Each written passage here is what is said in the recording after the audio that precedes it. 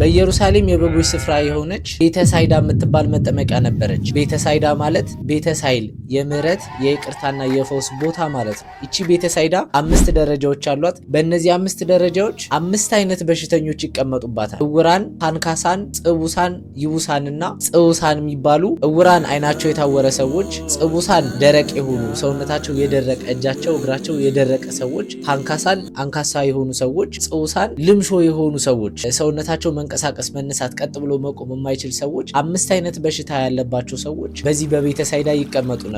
ክርስቲያኖች ያኔ በዛ ጊዜ በሽታ እንደዛሬ አልበዛም ነበር። 5 አይነት ዋና ዋና በሽታ ነበር የነበሩት። መቼም በዚህ ዘመን የበሽታዎቹ ስሞች ራሱ አይታወቅም። በጣም ብዙ አይነት በሽታ ነው ያለው። እንደምታውቁት ሐኪሞች ራሱ 7 ዓመት እየለፉ እየተማሩ ሌላ የሚማሩት ነገር ቢኖርም በአብዛኛው በሽታ ስሞችንና እነዛን በሽታዎች እነዛን ህመሞች እንዴት ማዳን እንደሚቻል ነው። በዛ ዘመን ግን በዋናነት 5 አይነት በሽታዎች ነው የነበሩት። ኃጢአት በጨመረ ቁጥር የበሽታም አይነት በዛው ልክ እየጨመረ ይመጣል። እንደምታውቁት በዚህ ዘመን በጣም ብዙ አይነት ኃጢአት ነው ያለው። የበሽታው ልክ በዛው ልክ እየጨመረ ይመጣል። ይሄ በዘመናችንም በየትኛውም ዘመን ያየነውና የምናየው ነገር ነው። እነዚህ ሰዎች በቤተሳይዳ ተሰብስበው የውሃውን መናወጥ ይጠብቁ ነበረ። መልአከ እግዚአብሔር ከሰማይ መጥቶ ውሃውን ሲያናውጠው ወይም ሲባርከው ቀድሞ የገባ ይፈወስ ነበረ። አሁን ዛሬ በዚህ ጊዜ እንደዛ ቢሆን አስባችሁታል? ሰርቫይቫል ኦፍ ዘ ፊተስት የሚባልበት አንዱን ረግጦ ከፍ ማለት በሚፈልግበት በዚህ ዘመን ድነት እንደዚህ ቢሆን ኖሮ በጣም ጥቂት ሰዎች ነበር የሚድኑት እና መልአከ እግዚአብሔር ውሃውን ሲያናውጠው ቀድሞ የገባ ነበር የሚድነው። ዛሬ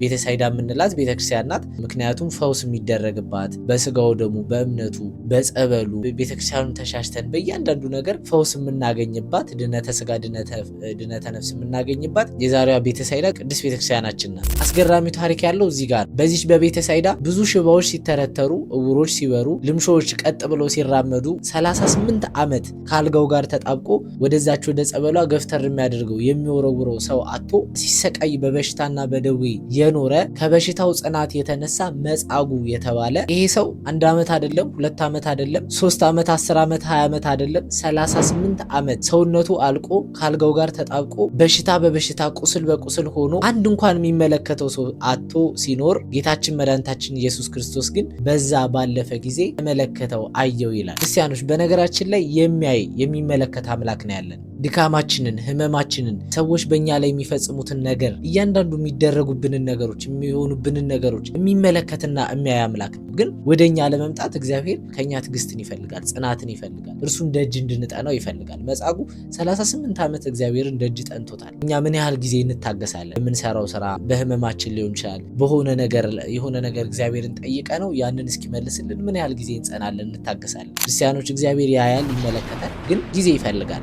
መጻጉዕን ተመለከተው፣ አየው፣ ወደ እርሱ ጠጋ አለና እንዲህ አለው፣ ልትድን ትወዳለህን አለው። በጣም የሚያስገርመው የእግዚአብሔር ቸርነት የሆነ ነገር ለማድረግ የእኛን ፍቃድ መጠየቁ ያስገርመኛል። ምክንያቱም በእኛ ላይ የሆነ ስልጣን ያለው ሰው ቢኖር ወላጆች ሊሆን ይችላሉ፣ ወይም ደግሞ መስሪያ ቤት አለቃችን ሊሆን ይችላል። የሆነ ሰው ያዘናል ወይም ይሄን አድርግ ይሄን አታድርግ ይለናል እንጂ የእኛን ፍቃድ ላይጠይቀን ይችላል። እግዚአብሔር ግን በእኛ ላይ ሙሉ ስልጣን እያለው እየፈጠረን እሱ ሆኖ የሚያኖረን እሱ የሚመግበን እርሱ ሁሉ ነገር የሰጠን እርሱ ሆኖ እንዴ ይሄ ሁሉ አድርጌላችሁ እኔ እንደምለው ነው መኖር ያለባችሁ ሳይል ሁሉ ጊዜ ፈቃዳችንን ይጠይቃል።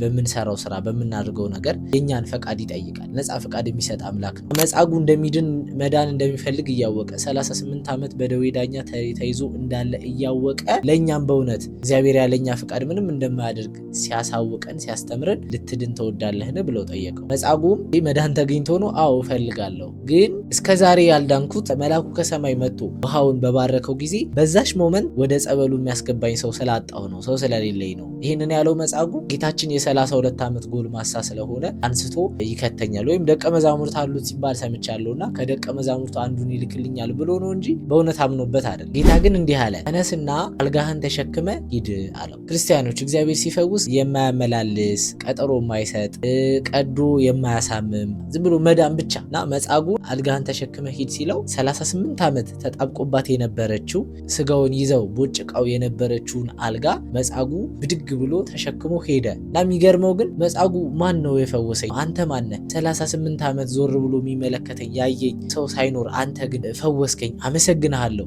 ብሎ ሳያመሰግነው ነው የሄደው። የብዙዎቻችን ችግር ይሄ ነው። የሆነ ነገርን እንፈልገዋለን፣ እናለቅሳለን፣ እንጸልያለን፣ ግን እግዚአብሔር ካደረገልን በኋላ እግዚአብሔርን እንረሳዋለን። ታሞ የተነሳ ፈጣሪውን ረሳ እንደሚባለው እንረሳዋለን። አልቅሰን የተቀበልነውን በረከት እንረሳዋለን። መጻጉዕ ያዳነውን አምላኩን ረስቶ እንዲሁም አይሁድ ሰንበት ነበርና ማን ነው ያዳነህ? በሰንበት ለምንድን ነው አልጋህን የተሸከምከው ሲሉት ያዳነኝን አላውቀውም አለ። ግን ያዳነኝ እርሱ አልጋህን ተሸክመ ሂድ አለኝ። ዛሬ አንዳንድ ሰዎች ይጠይቁናል፣ ለምንድን ነው እመቤታችን እንደዚህ የምታከብሯት ይሉናል። መልሳችን ያዳነን እርሱ እናት ብሎ ሰጥቶናል። ለምንድን ነው መስቀልን የምታከብሩት? ያዳነኝ እርሱ የተሰቀለበት ነው። ለምንድን ነው ቅዱሳን የምታከብሩት? ያዳነኝ እርሱ እርሱን የመሰሉና ያከበራቸው ቅዱሳን ናቸው ብለን ነው መመለስ ያለብን። የመጻጉዕ ታሪክ ሰፊ ነው። መጻጉዕ የበላበትን ወጪት ሰባሪ ሆኖ በኋላ በቤተ መቅደስ ጌታችን ሲያገኘው ያዳነኝ እኮ እርሱ ነው ብሎ በጥፊ የመታ እጁ የሰለለች በመዳኑ ያልተጠቀመ መዳኑ ያልጠቀመው ሰው ነው እና ያዳነውን የሚረሳ መጻጉዕ ከመሆኑ አምላካችን እግዚአብሔር ሁላችን የሚሰውረን።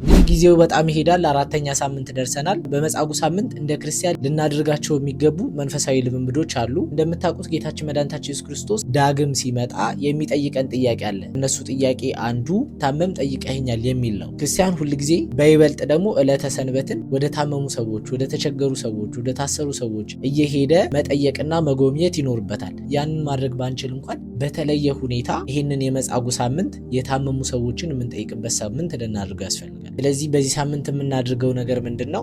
በጎረቤታችን በአካባቢያችን የታመመ ሰው የምናውቀው ካለ መልካም፣ የምናውቀው ሰው ከሌለ ግን ወደ ሆስፒታል ሊሆን ይችላል፣ ወደ ጸበል ቦታ ሊሆን ይችላል፣ ሄደን የታመመ ሰው እንጠይቃለን። የምንችለውን ነገር ሙዝ ሊሆን ይችላል፣ ብርቱካን ሊሆን ይችላል፣ ያለችን ነገር ይዘን ሄደን እንዴት ናችሁ? በረታችሁ ወይ? እግዚአብሔር ይማራችሁ፣ እግዚአብሔር ከእናንተ ጋር ይሁን ብሎ መምጣት ነው። ምክንያቱም ሳምንቱ መጻጉዕ ስለሆነ የታመሙ ሰዎችን የምናይበት የምናስብበት ሳምንት ነው። በዚህ ብታመም ጠይቃችሁኛል የሚለውን ትልቁን የወንጌል ቃል እንፈጽማለን። እሱ ብቻ አይደለም፣ ሄደን በማየታችንና በመጠየቃችን እኛም በጣም ብዙ የምንማረው ትምህርት ይኖራል። እግዚአብሔር ጤናን ስለሰጠ እናመሰግናለን። የጤናን ዋጋ እናውቅበታለን። አስተካክለን ለመኖር ይጠቅመናል፣ ይረዳናል እና ሲሆን ሁል ጊዜ ሰንበትን ሊሆን ይችላል፣ ፕሮግራም እያደረግን ሊሆን ይችላል፣ የታመሙ ሰዎች መጎብኘት ያስፈልጋል። በዚህ ሳምንት ግን እንደ ቻሌንጅ አድርገን የታመሙ ሰዎች ጋር ሄደን ጸበል ቦታ ላይ አሉ ብዙ ቦታዎች። አዲስ አበባ ካላችሁ እንጦጦ ሊሆን ይችላል፣ በየአካባቢያችሁ ያሉ ጸበሎች ሊሆን ይችላል። ካልሆነ ደግሞ ሆስፒታሎች ሄዳችሁ የምታውቁትን የሚሆን የማታውቁትን ሰው እንደምናችሁ፣ እግዚአብሔር ይማራችሁ፣ እግዚአብሔር ከእናንተ ጋር ይሁን ብሎ